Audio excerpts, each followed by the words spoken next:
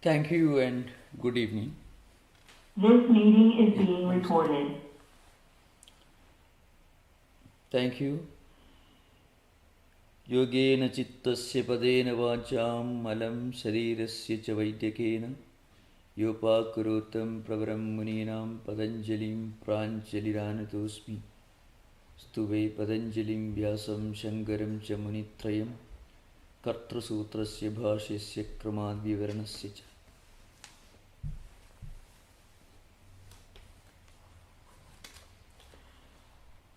We were discussing the 17th sutra, I think, that deals with the Asamprajnata samadhi, the first stage, it is secondary samadhi that we discussed, that is vitarka vichara ananda asmita anugamat samprajnataha. That is, Samprajnata Samadhi is that kind of Samadhi which is accompanied by Vitarka, reasoning, Vichara, discerning. Of course, we discussed this. It is much more than that. Ananda and Asmita. Vitarka, in actual life, it implies the beginning of our spiritual journey,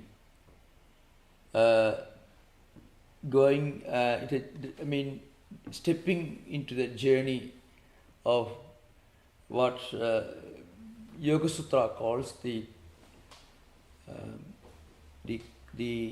counter evolution or reverse evolution. What it means is very simple. Through evolution, we have come to a very low status of identifying ourselves with the material world, with everything that attracts our attention, and we identify.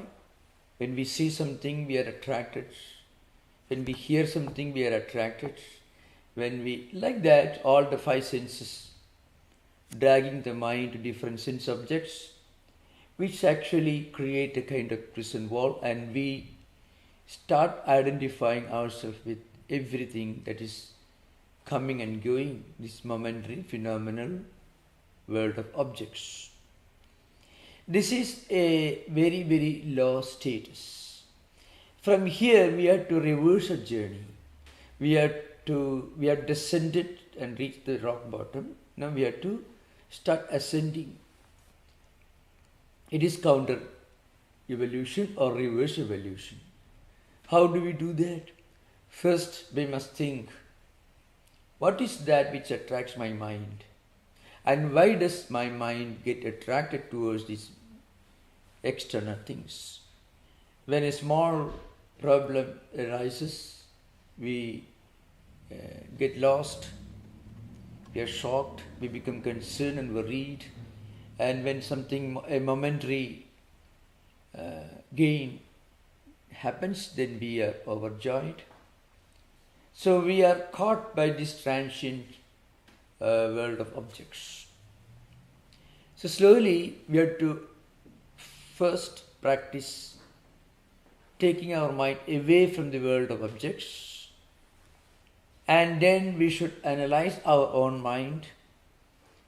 And as we take ascending steps, we will come to realize that our mind itself is an evolute of this cosmic intelligence, which is called Mahatattvam in the evolutionary ladder of Prakriti.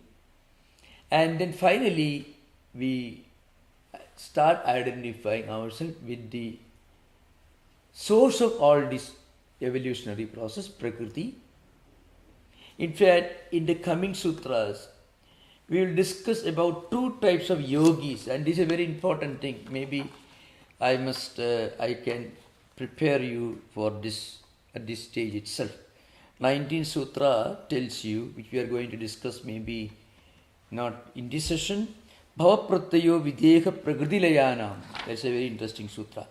Actually, Patanjali's Yoga Sutras discuss two types of yogas, two types of samadhi, Samprajnata Samadhi and Asamprajnata Samadhi. And it also discusses two types of yogis.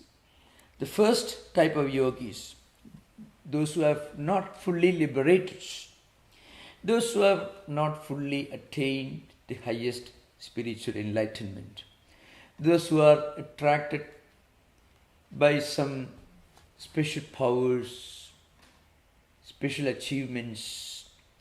So they are called Videhas or Prakriti Leena Purushas. That is an important term. We will discuss this when we discuss 19th, 20th sutras and the coming sutras. Two types of yogis are mentioned. It is possible, once you read the Yoga Sutras in simple translation, we may not be able to somehow connect that information into our everyday world of knowledge and intelligence. We may think we are reading a book on fantasy. We are reading something like, that terrible movie that show in the airplane when you travel from one place to another place, the Corn Island and things like that. A 20,000 feet tall, huge monkey standing in the middle of the ocean and catching airplanes and breaking them into pieces. Absolutely, even as a fiction, it is sufficiently ridiculous. Now, when you read some of this Yoga Sutra literature, and when you hear these, you may suddenly think it is some kind of a fantasy, but it is not. So we will discuss that. The first type of yogis is called Prakriti Leena Purushas or Videhas, those who have reached by this reverse evolution, those who have identified themselves with the cosmic intelligence, and even gone beyond that, those who have identified themselves with Prakriti, the source of all evolution. Now, this is one category of yogis who are actually inferior in status. That's because they are still attracted towards these powers or siddhis, vibhudis that are discussed in the third chapter of the standard textbook. That is Samadhi, Sadhana, Vibhudi. That's the third pada. The great powers are discussed. Powers that naturally come to a person who practices Ashtanga Yoga. Now, our commentators tell you that actually these people can very easily be understood. Suppose you find some people born in this world with some exceptional powers of mind. Of course, having some great qualities also. In Hindu Puranic literature, identifies them with the celestial beings as Devas and Devatas, celestial beings living in the higher planes of existence. In the other religious traditions, they may say angels and so on. Anyway, they are endowed with some special powers, faculties that we normally do not associate with among ordinary human beings. But if you look at the humanity in general, you find people, sometimes from time to time, you find people born with some exceptional powers of mind and intellect. And also possessing some higher qualities like yamas and niyamas, some spiritual qualities, self-restraint, contentment, and also exercising special powers of mind and intellect. So some of our commentators relate these Prakriti Leena Purushas, the inferior type of yogis, to these celestial beings. Why are they inferior? Because they have not completely overcome their desire for exceptional powers and faculties. They are born again and again. They are not liberated from this cycle of life and death. They are bound by their karmas, and they are still within the clutches of the karmic cycles. They are born, again they do many great things, they achieve great powers, and they die, again they are reborn. So they continue to be within this karmic cycle, transmigratory cycle. This is one sort of yogis.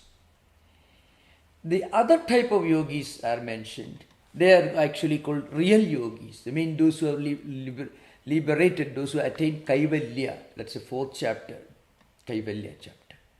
They have reached complete and total liberation. Those who have transcended the previous stage, the Prakriti-Lina Purusha stage. Prakriti-Lina Purushas, the secondary type of yogis, they are still using their Ashtasiddhis, the Vibhudis. They are not fully liberated.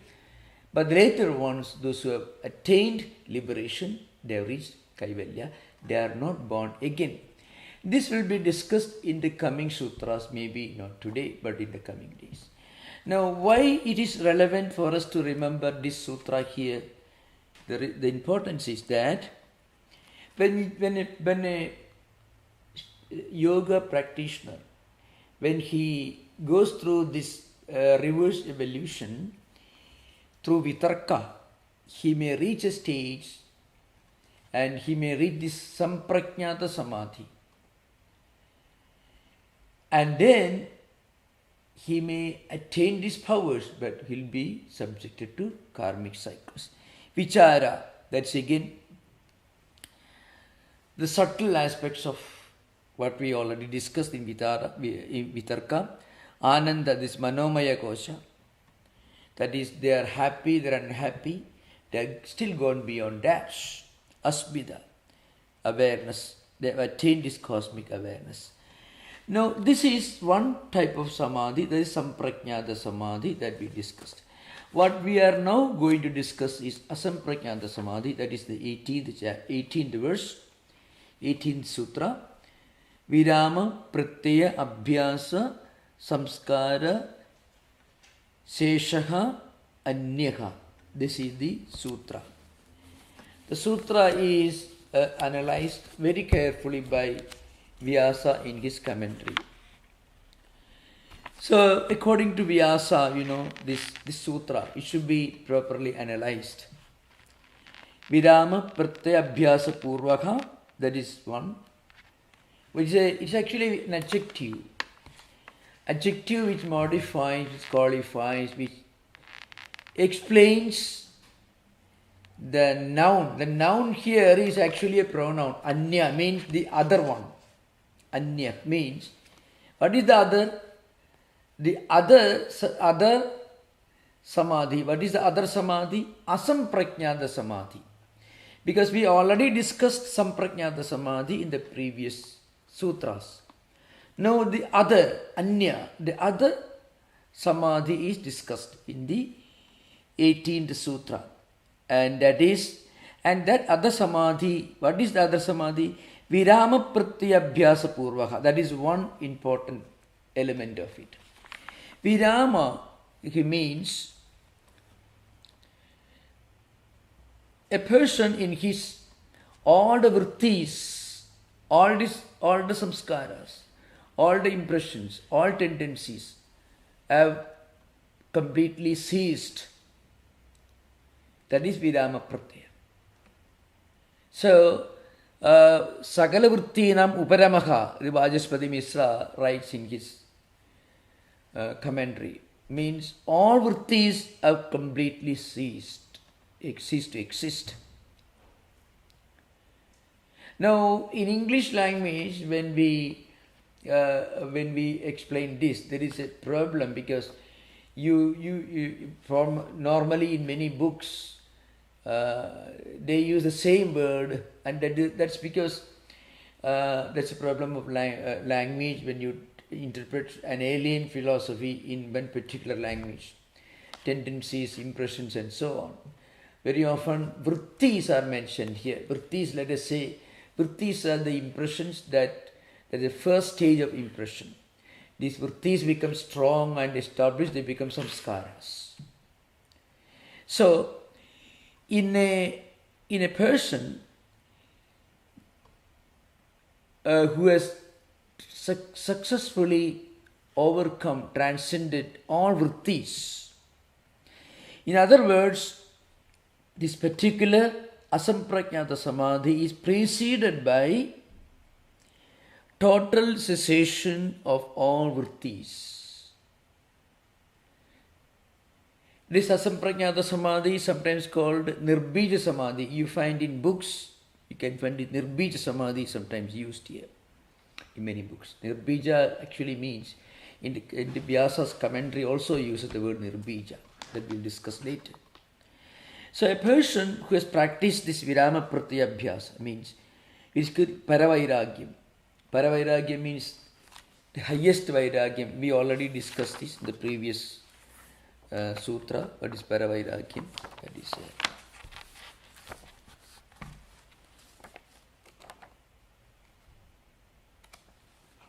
we have to remember 15th sutra discusses Aparavairagyam, Drishta Anusabhiga Vishaya Vidrishnasya Vashikara Samjna Vairagyam.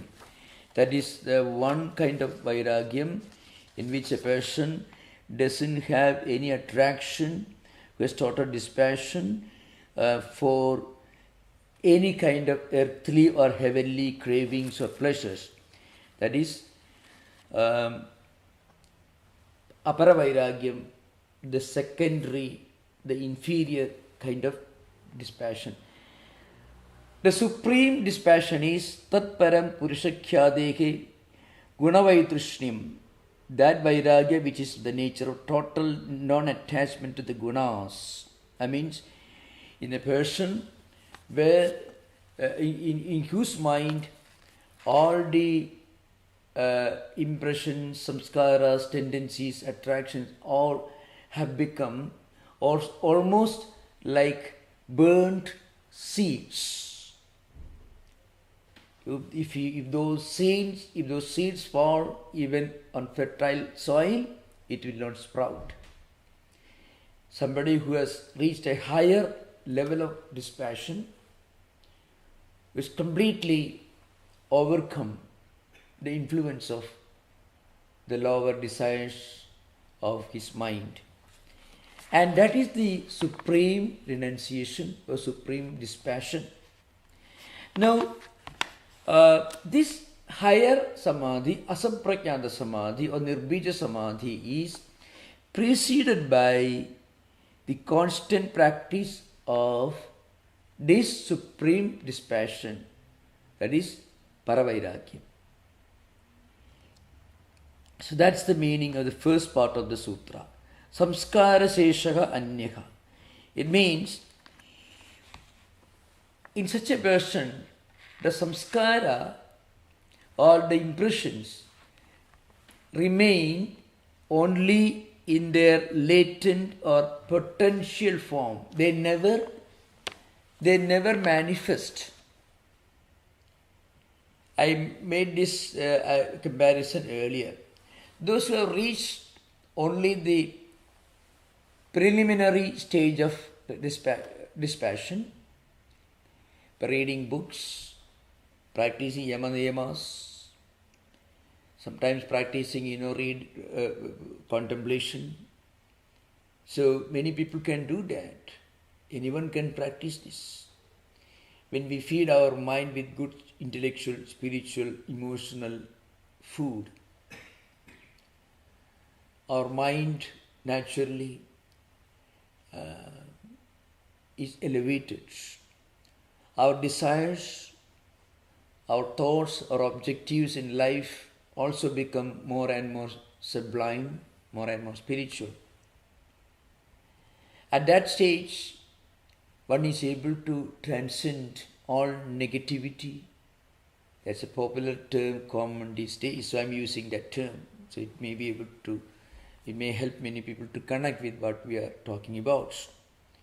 There are many things in our mind that we know to be wrong, to be undesirable. But when we practice some of these great disciplines, we are able to restrain them completely so that they will not create problems for us or for others. But if such persons happen to live in tempting situations and circumstances, he may lose his balance.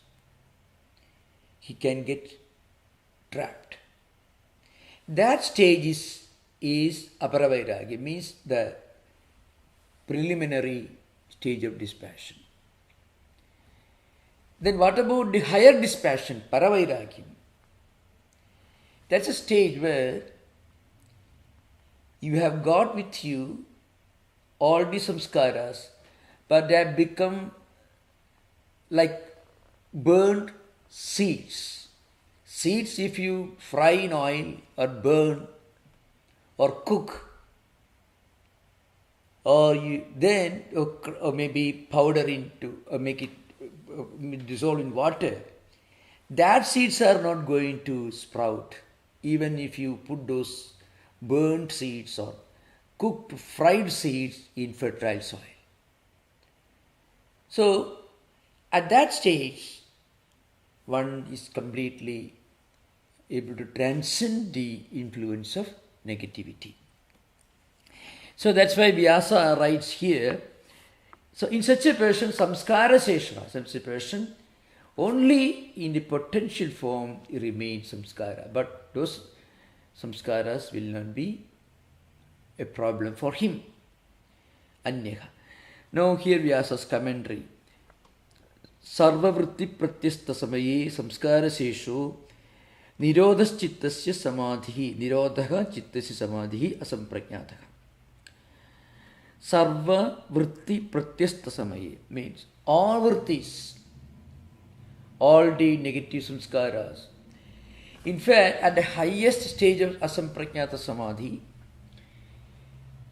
negative and positive samskaras are all gone. Because in a person who is able to transcend negative samskaras, negative impressions, there is some possibility or chance of his maybe unconsciously imbibing negative samskaras, though he is always struggling to remain in a positive mood. But he has to work hard for that. So there is always a remote possibility of his maybe inadvertently falling into the clutches of negative samskaras. So at the highest level, both positive and negative samskaras are completely transcended. So such a state is called samskara sesha. Nirodha chittasya samadhi. That is called asamprajnata samadhi. In other words, in the higher samadhi level, you actually attain nirodha samadhi, means you are completely transcended the influence of all samskaras, all vrittis, all tendencies. Tasya param vairagyam upayaka. Now, for this asamprajnata samadhi, for this, what normally when we read in books on yoga studio, they will teach you samadhi, etc. It is a very wonderful idea, no doubt. But what they are actually talking about is they teach you concentration. That's good actually. That is very good. But Patanjali here is talking about something much higher. You reach a stage where you are completely liberated from even a remote possibility of being born again. You become one with the highest spiritual reality. So such persons will not worry that he won't be born again. People who are worried, if I cannot take birth again, that's a big problem. So rebirth itself is a burden, is something undesirable. That is an important element of this dispassion or renunciation. Remember, it's a very important thing. Of course, that is one important aspect of these Hindu Oriental religious traditions, in which rebirth, of being as a human being in this wonderful world where we can have all the wonderful things, it itself is a problem, is a state of imperfection. It is not the highest state. So in fact, that conviction is the mother of higher evolution. This is something very interesting, very important for us to remember. I think that's an important dividing line between the Abrahamic and non-Abrahamic views, perspectives of birth and life. And this is something very common you find in most of these religious traditions which have an Oriental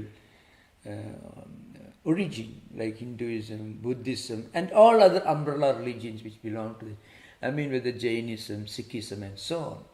In all these traditions, people consider living in this world, being born in this world, even maybe born in the richest family, become president or prime minister, whatever you want, biggest corporate CEO. That itself is not the highest state.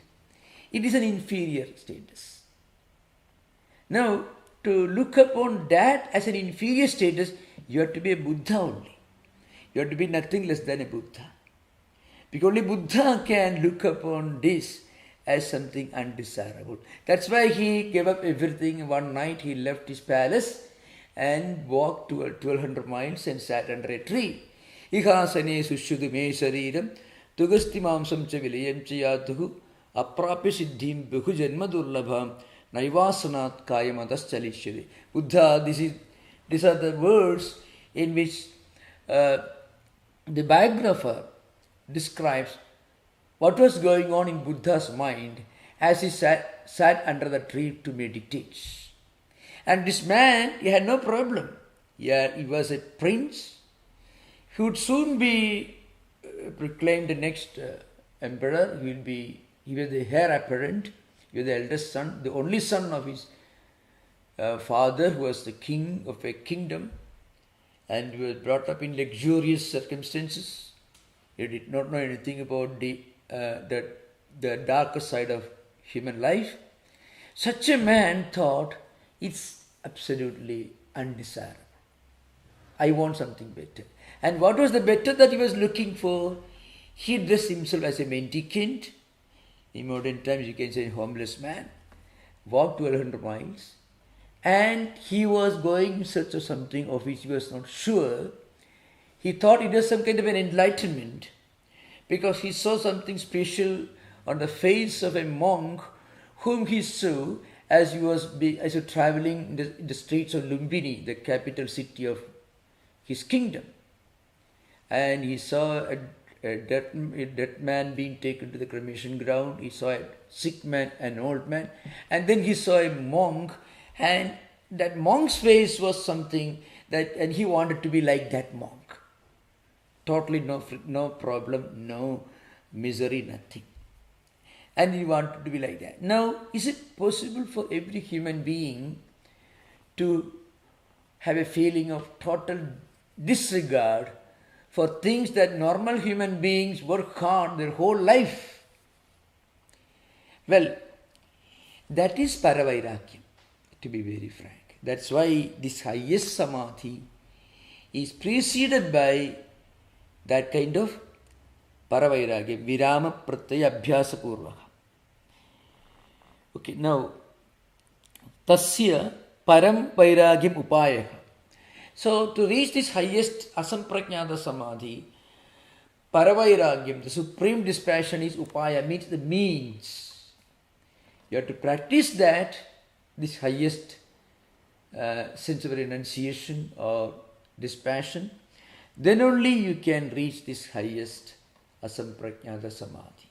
In other words, total disregard for the most enjoyable earthly life, having received it, is paravairagyam. Actually, Vyasa himself, when he describes parinama dukkha in the sadhana pada, parinama tapa samskara dukkaihi gunavrutti visheshacha Dukkhameva sarvam vivekinaha. It's a famous sutra. It comes the 15th sutra of Sadhanapada.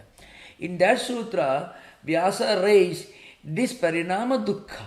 Parinama dukkha is this kind of dukkha, this kind of dispassion that Buddha felt for his kingdom, which he renounced. It is possible, yoginam eva krishnadi, it happens only to yogi, it happens only to a highly evolved person. That is the idea behind. So, Vyasa here writes, Tasya param vairagyam upayaka. Then he says something different, that is, this part of Bhashya is well known, so I thought maybe I can discuss this in brief at least. Salambano hi abhyasaga tasadhanaya na kalpade iti. So Vyasa writes here. Now he says, any kind of samadhi with a support, it is alambana means with support, with an object to meditate, like Asamprajnata samadhi that we discussed earlier. It is not conducive to this kind of Asamprajnata samadhi. That means any kind of aparavairagya or secondary renunciation, dispassion is not conducive for attaining this supreme Asamprajnata samadhi. So, of course, in fact, great commentators like Vijnana Bhikshu. Vijnana Bhikshu, you should remember, we should not confuse Vijnana Bhikshu, the commentator of Yoga Sutras, who wrote his commentary based on Vyasa's commentary. We should not confuse him with Vijnana Bhikshu of Buddhist tradition, who was actually a Mahayana Buddhist. But he was also well known as a great practitioner of yoga, because he belonged to the Yogacara tradition. So Yogacara Buddhists were great practitioners of this yoga, meditation, yama, niyama, all these great spiritual disciplines. So in that book, Vijnana Bhikshu talks about some of these practices. So, many of them talk about bhakti. If you meditate on a deity, if you meditate on some higher spiritual persons, then it will help you to attain this total transcendence of negativity, and eventually you can evolve to the next stage of samadhi. So one important point to remember is, in this context, when you read yoga books and Sankhya books, you should remember, Sankhya philosophy doesn't find any need for a god. That's something very interesting. Sankhya philosophers will tell you that Prakriti itself is enough to explain the mystery of creation. That's something very interesting. Prakriti, I must remind you, Prakriti here doesn't mean nature. Nature is the word into which the Sanskrit word Prakriti is translated. But nature here means the supreme source of evolution of everything in nature. That is the real meaning of, including human beings, the senses, the mind, all these are evolutes of Prakriti. So, according to Sankhya philosophers, actually we don't need a god. We can find the whole mystery of creation explained in this concept of Prakriti itself. But according to yoga philosophers, they will tell you that actually God is a reality. So that's why they talked about one supreme divine person, who is Saguna Sakara deity, who is the creator of the world, supreme intelligence. Yoga philosophers do admit the reality of a God or Ishvara.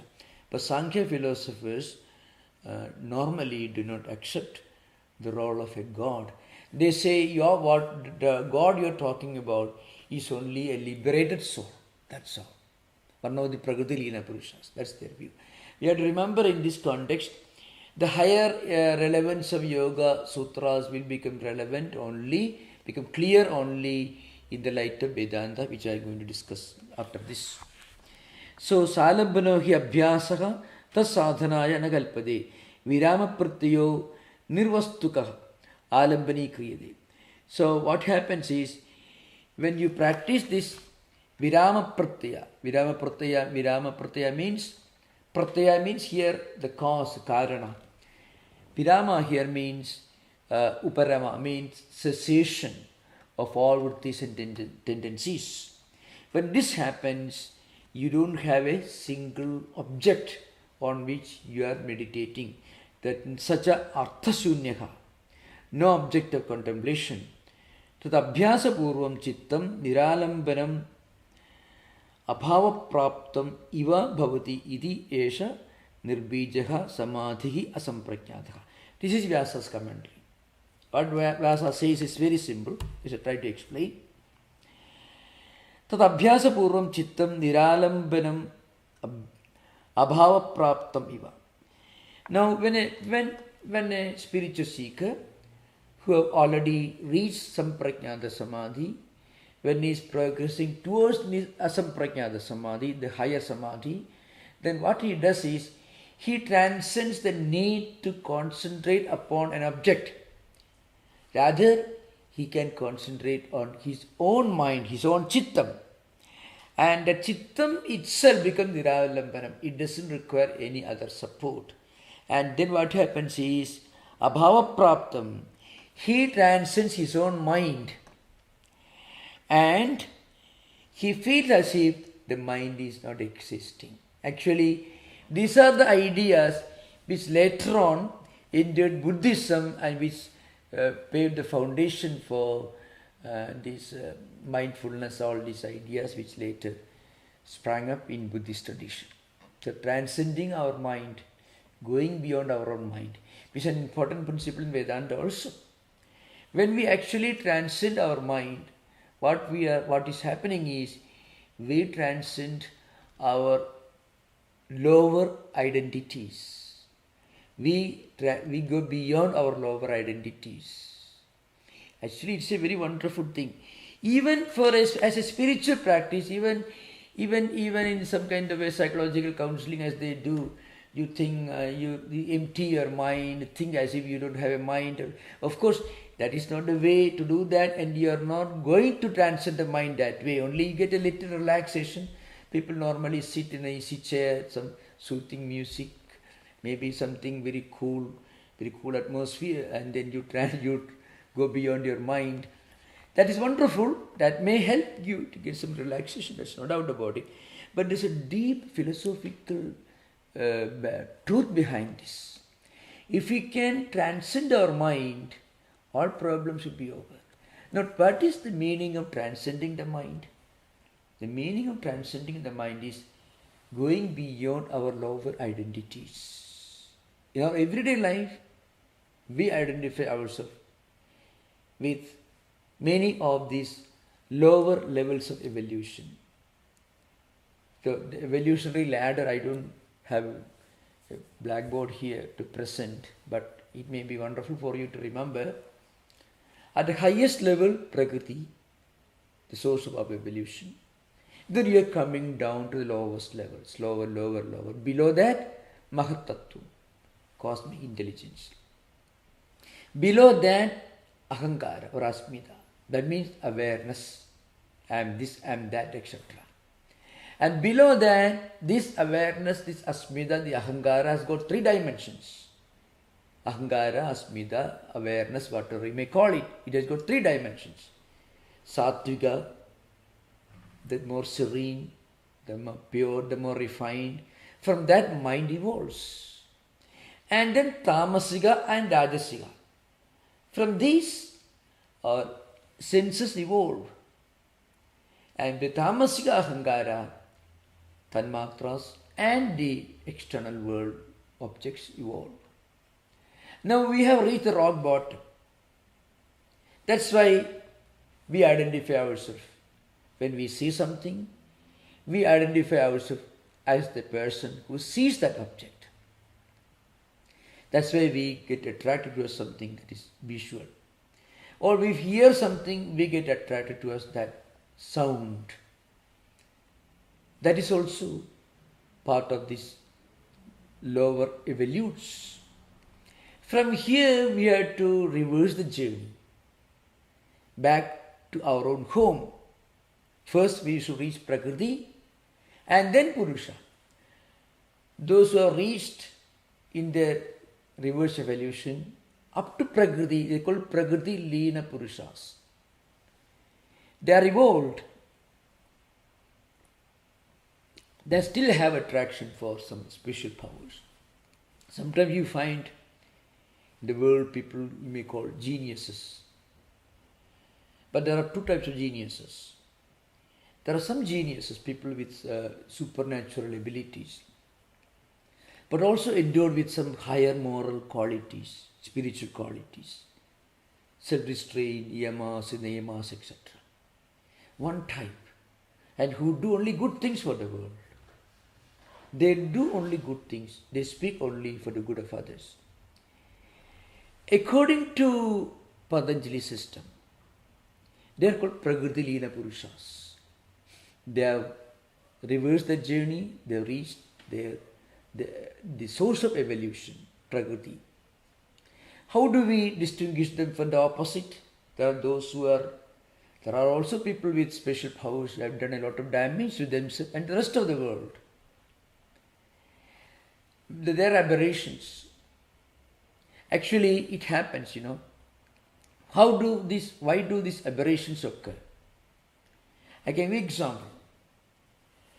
Many people can practice terrible austerities, can work very hard with great discipline, great sense of purpose, great strong determination, but they do only harm themselves and harm others. So those people are the negative examples. But the positive examples are Prakriti Leena Purushas. Great men and women who have done only good things for themselves and the rest of the world. Many epoch makers belong to that. So the point is, this is an example of this reverse evolution, the Prakriti Leena Purushas. People of great spiritual seekers who have travelled a long distance in spiritual journey in this reverse evolution, but still they have not fully liberated. Sometimes they call videha, sometimes called. They can be reborn again as human beings, and they still display these extraordinary powers. But they will use only this power, they will use only for good, not for bad. Why? Because they already practiced yamas, niyamas, all these self-restraint, all these they have practiced. They practiced dharana, dhyana, pratyahara, dharana, dhyana, and then Asamprajnata samadhi, but they have not fully attained liberation. So they have to continue these karmic cycles. They are called Prakriti Leena Purushas, which we are going to discuss in the 19th Sutras and later on. So this is one evolution. So an important point to remember. The others are aberrations, people with extraordinary powers. Mostly their powers only lead to their downfall. That's an important point to remember. You can find many people, many scourges of humanity, world history. Extraordinary powers of mind, ability to think, act, do. But they have done enormous damage to themselves and to others. These are aberrations. That's why there are commentators who insist on one important idea. Any exercise with the mind should be undertaken only after one is fully established in yamas and niyamas. That's an important point, remember. Pratyahara can be practiced by many people. See, there you can find people with extraordinary powers, but not very good people, not necessarily very wonderful. They are not good examples, but they have tremendous power to withdraw their mind away from things and concentrate on one area and can focus with tremendous mental power. They can focus and achieve great things. But the net result will be they have done only harm to others. Why? Because yamas and niyamas are absent. That's the idea behind. But the Pragadilina Purushas are those who are fully established in yamas and niyamas. Asana, pranayama, pratyahara. Asana doesn't mean hatha yoga, please. Asana here means the ability to sit for a long time with steadiness in one place for practicing meditation, dharana, dhyana, etc. That is the meaning of sthira sukham asana, etc. So the higher human beings you can see in every age. So that must be the implication of what Patanjali is talking about. Otherwise, as I mentioned earlier, there will be a wide gap between what Patanjali is talking about and what we are witnessing in our world. We don't find anybody, any Videha, any Pragadilina Purushas coming around. We don't see them actually. But we read in my mythological books in Puranas.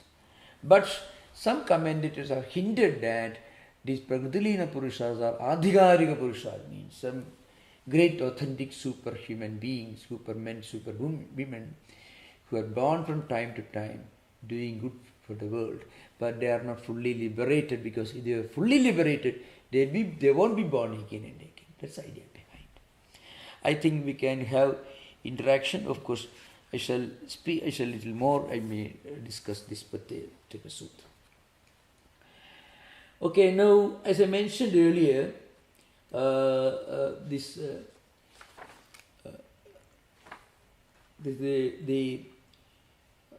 the two parts of this sutra should be understood. One is Virama Pratyabhyasa Purvaha, the other is Samskara Sesha. Virama Pratyabhyasa Purva means this particular higher Asamprajnata Samadhi, the highest transcendental Samadhi, which helps you to transcend all samskaras, all negativities, is preceded by the practice of total cessation of all vrittis. Samskara sesha means when you reach that stage, you actually transcend all vrittis and samskaras. Sesha means it looks like that, but it is not there. Like a burnt seed, dagdha bija nyaya is a technical term used. It's a metaphor, it's a way of example, analogy. The analogy is, as I mentioned earlier, the burnt seed analogy. It is there, but it's not going to sprout. It's not going to have any effect. And that is the characteristic of this Asamprajnata Samadhi, this higher Samadhi. Perhaps I may read one important part from Swami Vivekananda's complete works. But Swamiji has thrown some additional light on some of these ideas in his explanation of the 18th Sutra. Swamiji makes this point clear, so I can read that. According to Sankhya philosophy, there is no God, as I mentioned, So, remember, today, if you go to a bookstore and buy a book on Sankhya philosophy, if you are going for a Sanskrit text, which is an authentic text, what you are going to buy is most likely Sankhya Karika, which is an important book by Ishvara Krishna. Actually, that's the name. Now, in that book, the idea of God is not completely negated. But the reason is that is the only original source book that is now available in Sankhya system. The original exponent of Sankhya system was Kapila, who must have lived a few thousands of years before Ishvara Krishna. Ishvara Krishna's time may be around 3rd century, 4th century AD. So Kapila was the original exponent of Sankhya philosophy.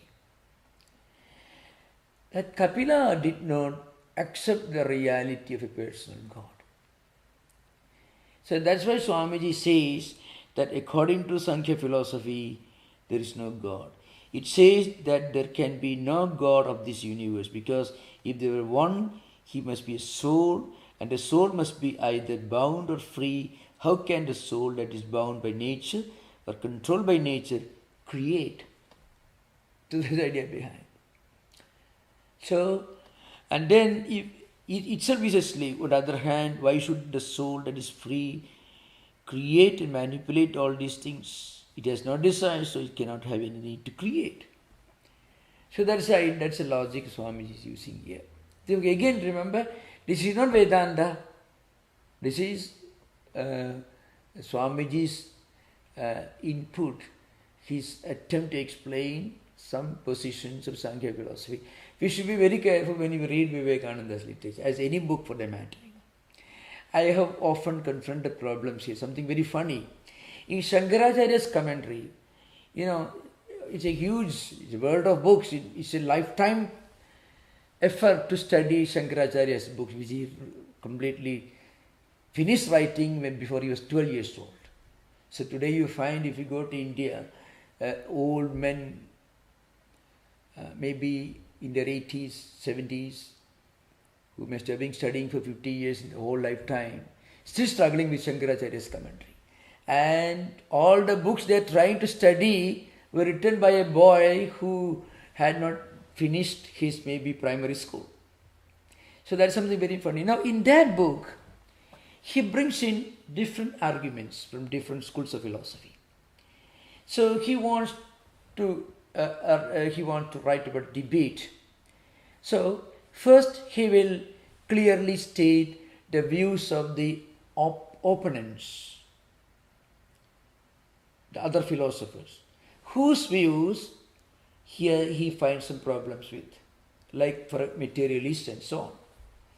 So people without reading, without understanding this, they will be reading some pages on Shankara's Bhashyas. Actually, they will be reading the argument of the opposing party. Without realizing this, you know what they do? This is what Shankara says. Something very funny, See, often you find Shankaracharya is actually presenting certain views that he finds serious problems with, which he just cannot agree with. But to explain that, he should first of all present the views that he is going to refute. But people who don't have the time to read even a single book completely, they will turn to one page, and unfortunately for Shankaracharya, it is a page in which he is actually describing the opposite view. And they will quote, this is what Shankara says. So remember, here in this book, Swamiji is actually talking about the position of Sankhyas with regard to God. That's an important thing to remember. So Swamiji, it has, secondly, it says the theory of God is an unnecessary one. Nature explains everything. That's again a Sankhya view. Because Sankhya's will tell you that nature, if you look at nature and if you analyze this evolutionary process in nature, you can find a complete description, explanation of the mystery of creation. So that's what Swamiji is trying to make clear here. Now we can have interaction. You are most welcome to ask questions. Thank you very much. I had one question. Yeah. Prasava, reverse evolution, is that the same as what is involved in the kosha abhyasa of Tattwamayananda, going backwards in the koshas? Really. If you can, they say the Panchakosha Vichara, once, but Anandamaya Kosha is not equal to Atman. Anandamaya Kosha is closest to Atman, but not the same as Atman. But if you can start your journey through this Panchakosha. I mean, you can go to Annamaya, Pranamaya, Manomaya, Vijnanamaya. All these four koshas can be you de-identify with. You de-identify. Normally we identify also with Annamaya Kosha, material, or Pranamaya Kosha, the energy, the Manomaya Kosha. We identify also with the mental level, Vijnanamaya Kosha, the intellectual level. Beyond that, there is Anandamaya Kosha. But Anandamaya Kosha is only, it is closest to Atman, it is not Atman itself. So it can be, in fact, it is mentioned as an example in the Vitarka, Vitarka, Vichara, Asmita, Ananda, you find it. So, in some commentators' writings, they consider the Panchakosha Vichara as equivalent to this Vitarka, Vichara, Asmita, Ananda, etc. Which again will take you to the Asamprajnata Samadhi, actually. Through first Vashikara Vairagya, that is Apara Vairagya, then through these disciplines, you can reach Asamprajnata Samadhi. That's the idea behind it. In the Vitarka, you said reasoning. In the Sutra, it's Vitarka Bhadane, Pratipaksha Bhavana. Oh, that is different. Oh, yeah. That okay. There is that context is different. What it means, Vitarka Bhavana, Pratipaksha Bhavana means when our mind, when we find it difficult to cross the barrier. See, a very greedy person. What's the value of reasoning? Yeah, you're struggling. You find, let's say, greedy person. He wants to get out of this greed, but he cannot. Then you should think of the problems brought out by greed, by this incessant quest for money, the worship of success, profit. A person who is angry, he wants to get out of anger. He can think of the terrible consequences of anger. So Pratipaksha Bhavanam helps you to blunt the edge of what you want to transcend. That is different here. Here Vitarka has a definite meaning here. Through reason. Yeah. With Pratipaksha Bhavanam is a tool that you use to get out of a difficulty. That's the idea. Even modern psychology also, they say that you should think of the problems of contracting force. Yeah. Of course, yeah. Yeah, thank you. Namaskar. Vitarka, Vichara, Ananda, Asmita. Yeah. In Swamiji's commentary, Swamiji mentions Vitarka has counterpart Savitarka, Nirvitarka, Savichara, Nirvichara. Yeah. After that, Sananda, Sasmita, they don't have any counterparts. Could you please comment on that? Okay. Now, of course, I normally thinking because Swamiji's books easy to learn, it's in English, so I normally do not go through Swamiji's books completely, but I can explain. So, you want me to explain this? I can read. Now, this part of yoga is based entirely on Sankhya philosophy, about which I have already told you, etc. As you will remember, egoism and will and mind have common basis, the chitta or the mind stuff, etc. And then, beyond that is the Purusha, the essence of intelligence. Knowledge is power, and as soon as we begin to know a thing, we get power over it. So, also when the mind begins to meditate on different elements, it gains power over them. That sort of meditation where the external gross elements are objects is called Savitarka. So, when the internal subtle elements, it is called Nirvitarka. That's the idea behind it. So Vitarka means questioning. Savitarka with questioning the elements as it is, it's called Savitarka. When it is turned to subtle or sukshma, it is called Nirvitarka. That's what Swamiji is implying here. and then it goes to, and again in the very same meditation, when one struggles to take elements out of time and space and think of them as they are, it is called nirvitarka. Anything that you meditate, and by meditating you focus on that object itself minus the time and space. So anything that you can focus on without the time space combination, then it becomes sukshma. It is called nirvitarka. So for example, Pancha, Swamiji mentioned here, Pancha Mahabhudas and Pancha Tanmatras. Tat Matra means when you think of fire as Pancha Mahabhudas, then that fire is something that you can see and feel and experience. If you show your hand, you feel the heat. When you can see with your eyes and so on.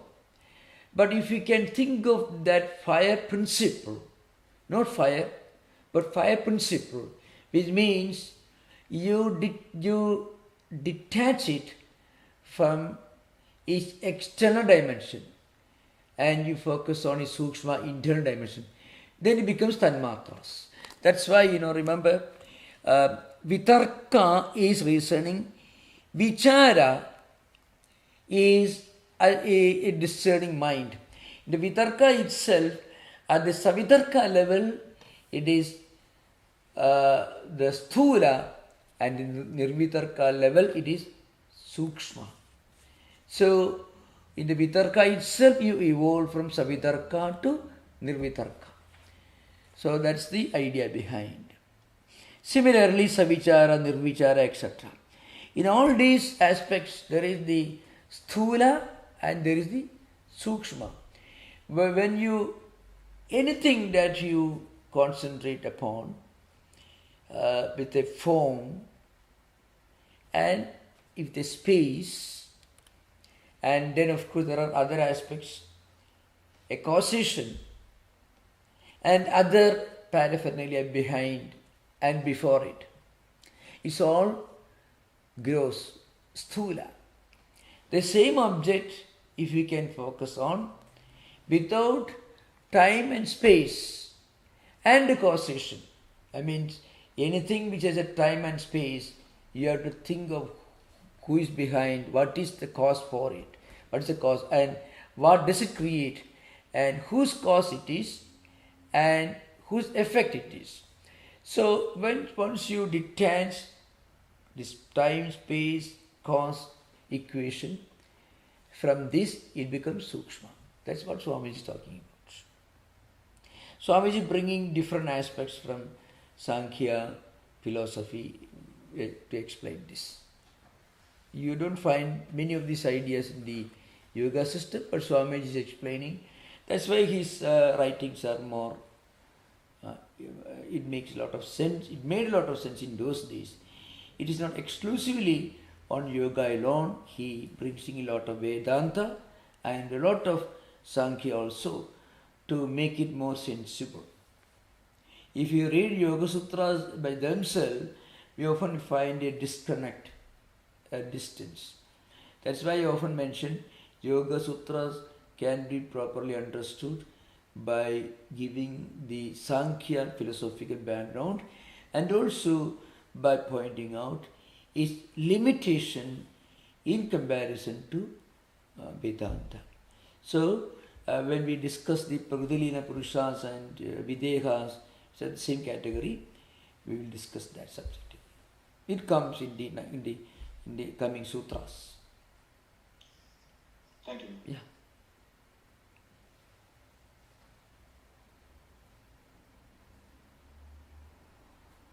Pranam Maharaj. Yeah, come on, please.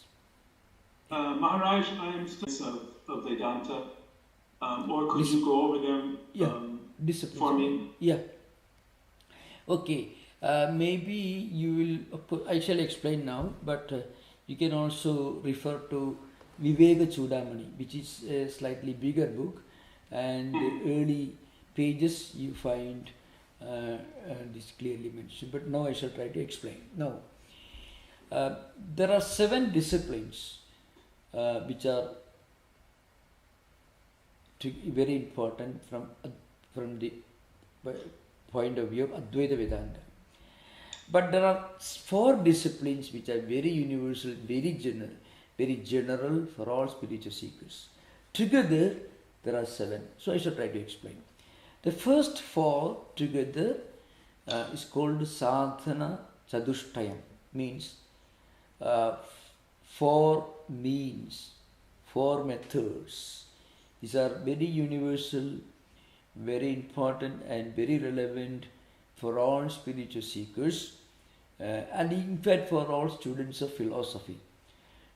In Sanskrit, I shall first try to explain, then in English also. Nitya Anitya Vastu Vekaha, Ika Amutra Phalabhoga Viragaha, Samadhi Shatka Sampatti, Mumukshuttam. These are the 4 disciplines.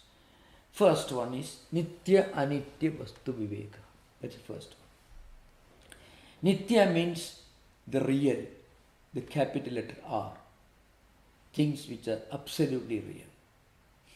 From a philosophical spiritual point of view, you may think spiritual values are real, God is real, like that. Even from an ordinary empirical perspective, there are certain things in life which we consider to be real, maybe more real in comparison to certain other things. In normal human interactions, normal life, you can see. It's very important. For example, if you have lost your passport, hopefully it won't happen. And if you have lost maybe a $5 bill, you will think the passport is real. You won't care whether you get back your $5 bill or not, let us say. So even in everyday interactions, there is this real unreal equation is happening in our everyday life. It's an important point to remember. So from the standpoint of Vedanta, the first thing that is necessary for every student of Vedanta is he should first of all know what is real. And then he should know what is unreal. And then he should stick to the real. He should uphold the real and he should disregard the unreal.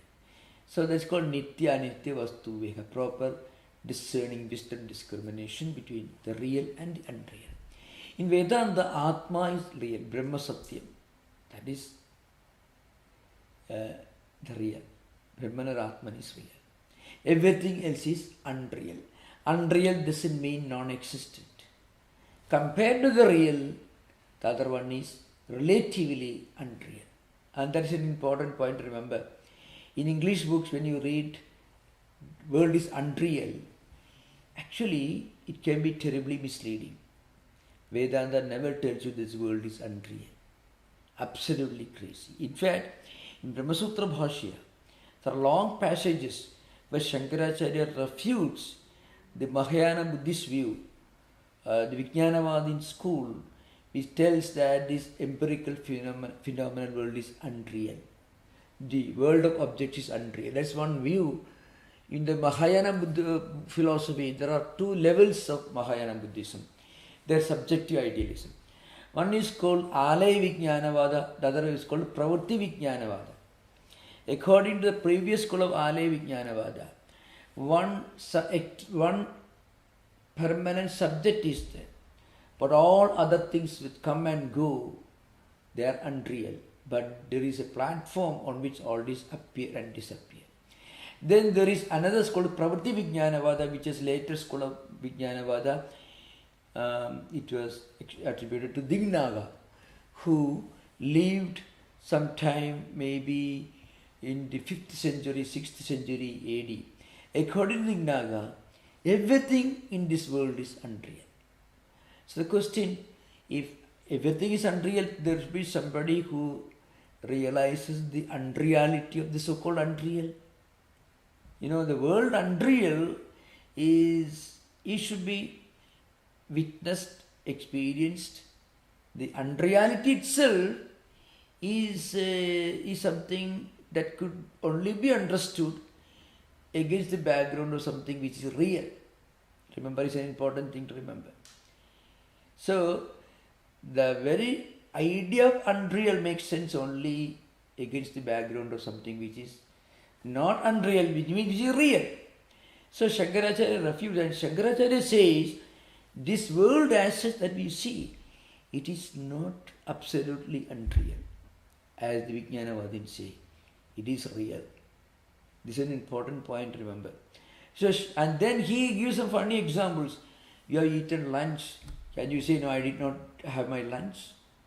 You have seen a pot in front of you. Can you say, no, I didn't see a pot?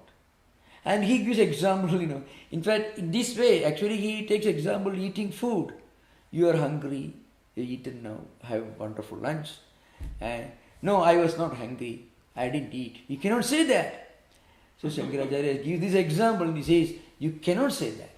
In other words, Shankaracharya doesn't say that these empirical experiences or objects are unreal. What he says is they are not absolutely real. And what is absolutely real?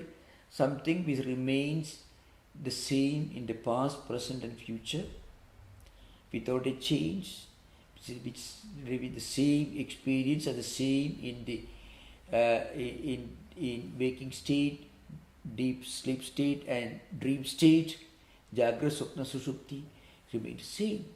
So that is the real meaning of it. So this understanding is the first stage. Second stage is, again, after understanding what is real, Atman, God, you can say.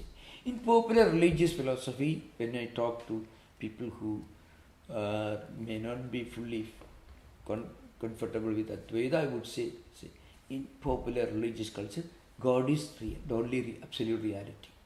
Everything else is coming and going. So, in the sense, compared to the absolute reality, it is unreal. Next one is, you should hold fast to the real and disregard the unreal. Third discipline is this. Samadhi, Shakka, Sampatti. Samadhi, Shakka, Sampatti. Samadhama, Uparadi, Tidiksha, Siddha, Samadha. The 6 disciplines means self-restraint, restraining the senses, restraining the mind, concentrating on one supreme subject. All these are certain disciplines that automatically will come to a person when he upholds the reality, the real. Third discipline. Self-restraint, sense control, etc. Concentration, etc. Fourth discipline is mumukshutvam, that is strong urge, desire, the spiritual enlightenment, for liberation, for spiritual enlightenment. So that means 4 disciplines are, first of all, is discerning wisdom to understand what is real and what is unreal. Then uphold the real and disregard the unreal, renounce the unreal. Then self-restraint, mind control, sense control, concentration, a sense of sanctity and sacredness, Shraddha, etc. Fourth discipline is mumukshutvam, strong desire, urge for liberation, spiritual enlightenment. These are 4 disciplines. So again, there are 3 other disciplines that are special to Advaita. Let us say for more serious spiritual seekers.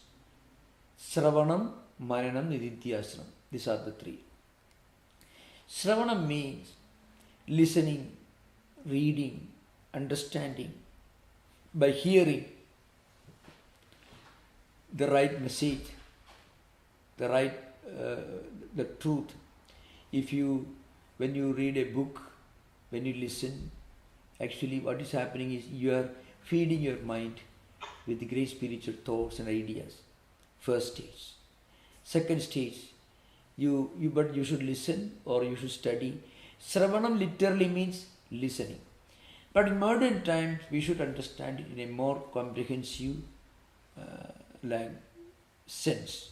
So Sravanam could mean by imbibing, by reading, by hearing, like that. And then focusing, contemplating on the meaning of what we hear, or what we study, what we have imbibed. Second discipline. That is mananam. Third discipline is nididhyasanam. It means deeply meditating through concentration, realizing it. These are 7 disciplines.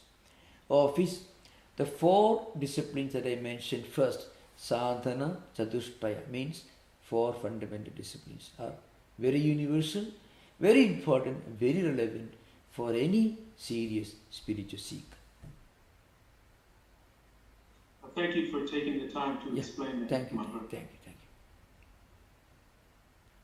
So you just read Viveka Chudamani. Sravanam, Mananam, Nidhyasanam will not be mentioned in the context of the other 4. But that's what is clearly stated in the rest of the book. Let us say 7 disciplines together constitute.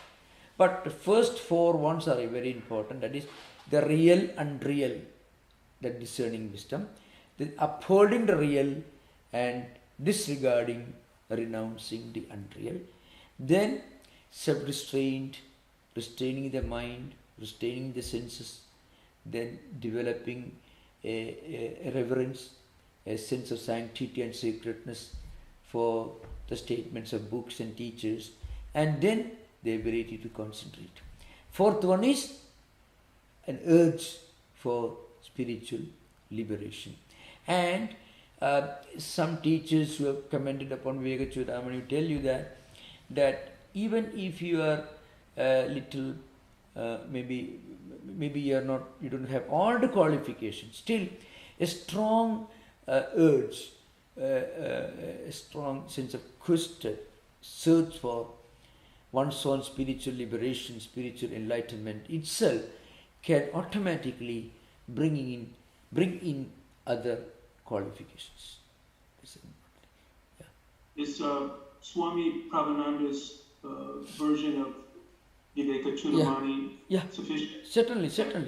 Yeah, please read. You know, Prabhupada ji has made very simple, very readable translation, very wonderful.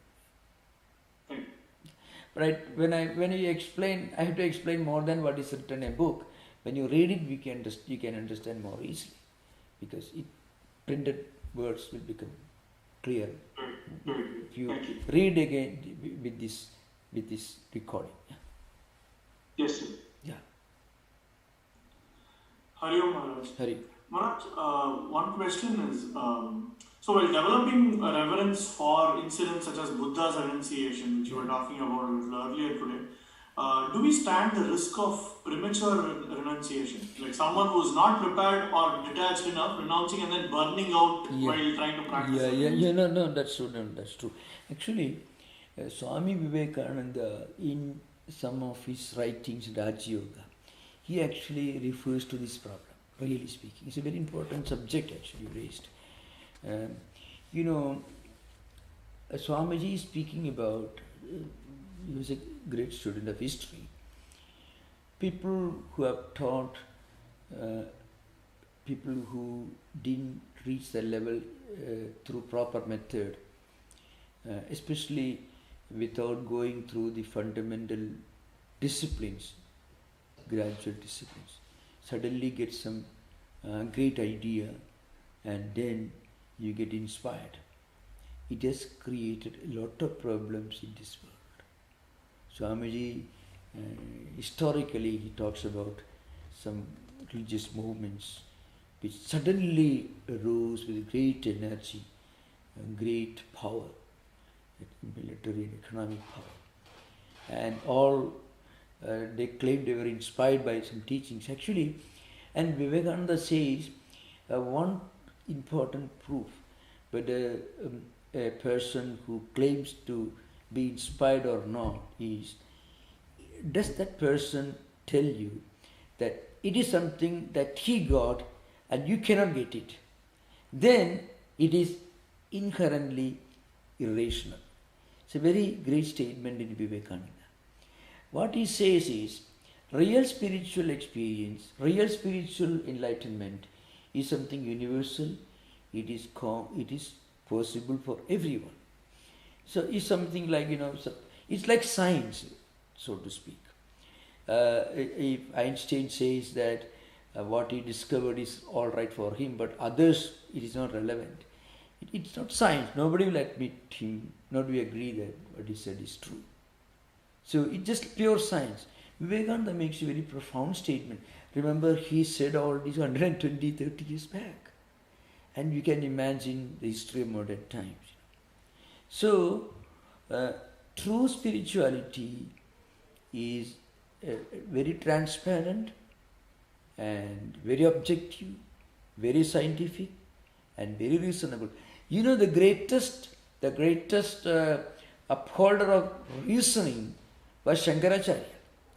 He used to shout like a slogan, not a political slogan, spiritual philosophical slogan.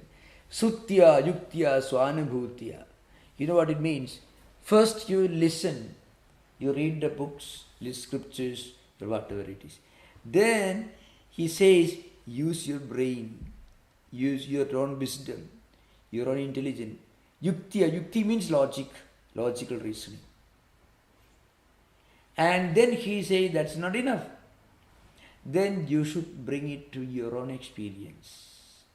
If you use your reasoning properly, in an intelligent way, then you get an intuitive idea whether it works for you or not. You may not be able to experience it. In order to be convinced of the truth of Advaita, you need not necessarily be somebody with an experience. That is the ultimate goal. But if you have a pure mind and pure sense of logic, then you cannot help being convinced of the truth of what you are studying. That's why Shankaracharya says, read it, but don't blindly believe it, just because somebody says. And Vivekananda actually repeats that in modern times. Don't believe because somebody says. Use your reasoning, your own reasoning power. Shankaracharya is yuktya, sutya, by reading, then using your own intelligence, your own reasoning power, and then swanubhutya. Swanubhuti means one's own experience. So that very much that should appeal to any scientific mind in modern times. That's something very interesting. Wonderful. Yes. Thank you. Yeah, thank you. Yeah. Question on YouTube by Dr. Jyoti Lulla. Yeah. How can one meditate just on I am with no visualization? Now one should not do that kind of meditation at the beginning. Actually, the question, even an intellectual question like this arises because we sometimes believe we can start with that. No. So one, at the beginning of our spiritual life, one should read scriptures, one should have a what is called ishta, one's own spiritual ideal to contemplate on, to meditate upon, and that is the only way. Not only that it is wrong, but it is even dangerous. I am Brahman, like that, if somebody meditates at the beginning, there is also a real problem which I want to mention. There is a possibility of people losing their mental balance. If somebody who has not done a lot of spiritual disciplines begins his spiritual life, spiritual journey by meditating on Aham Brahmasmi, I am Brahman, I am God, and things like that, there is even danger in that. Psychological problem is there. So before undertaking any such things, one should be prepared. It may take, maybe you'll be disappointed if I tell you it takes several life cycles to reach that level of spiritual fitness. See, look at Ramana Maharshi. I often give this example because his books are available now. Now Ramana Maharshi, what happened to him?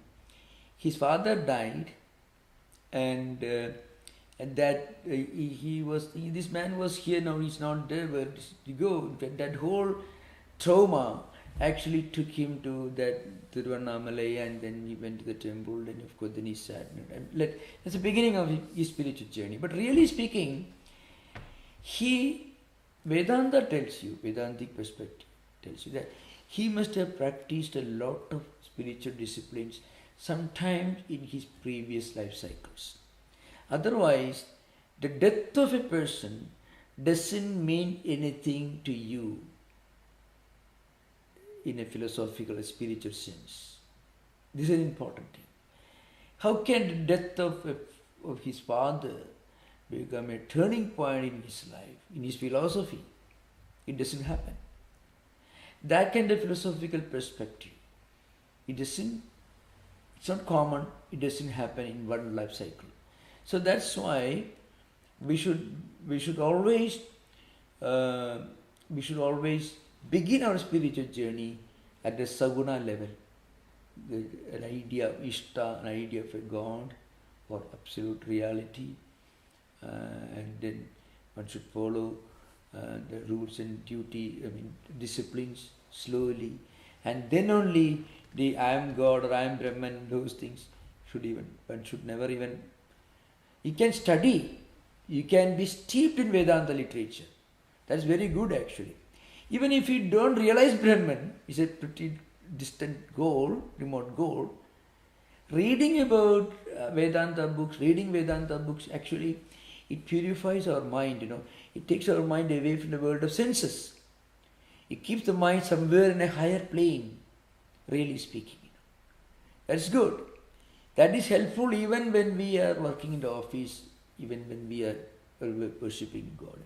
But remember, in meditation and contemplation, one should not try to jump into the Advaitic ideal immediately. It is not only wrong, but it's positively risky from a psychological point of view, because our mind may go vacuum. When the mind goes vacuum, at that time, delusions can occur. Not for everyone, but it could happen. In Patanjali himself, Bhranti Darsana, one of the 9 obstacles, Antarayas, he mentions that. So it's very important. Thank you.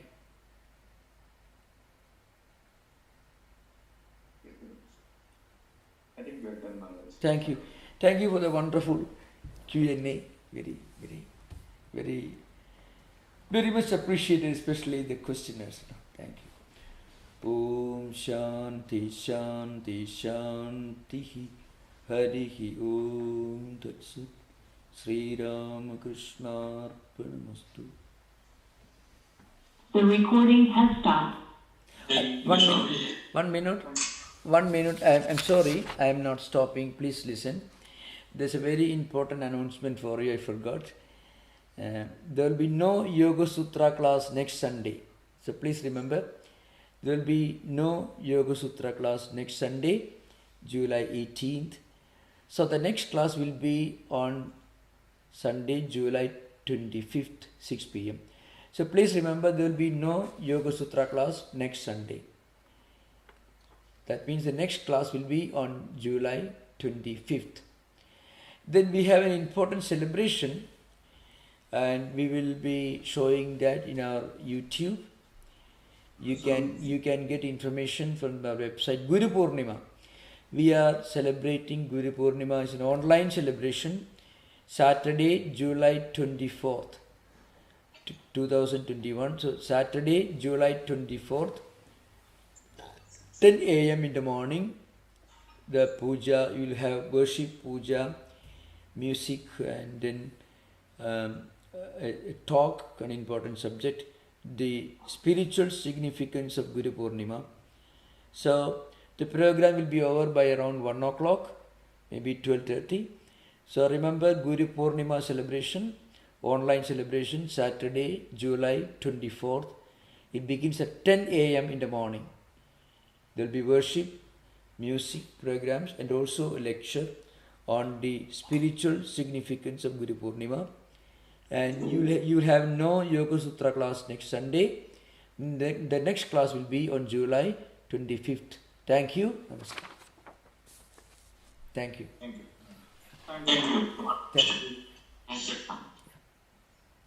Thank you, Maharaj. Thank you. Thank you. Thank you. Thank you, Maharaj. Thank you. Thank you for the questions. Yeah. Thank you. Thank you.